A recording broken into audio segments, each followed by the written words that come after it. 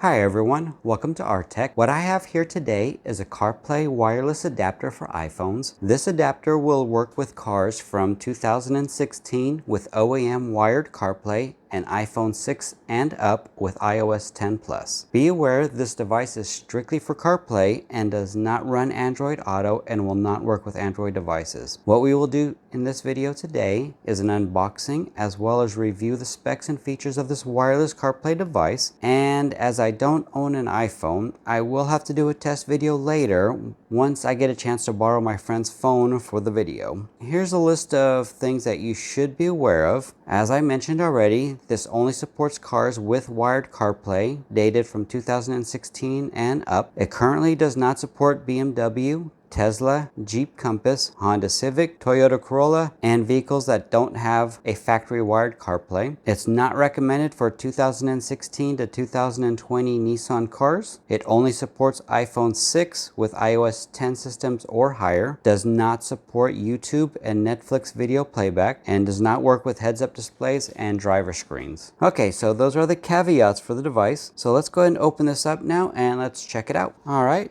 As you can see here on the very top, we've got the user manual, and then we have the actual CarPlay unit. Now this unit is extremely small, as you can see. You open it up and you got your USB-A connection. Or so instead of plugging a cable into this and plugging it into your vehicle like most devices are, you just plug this device directly into a vehicle. So here is the user manual.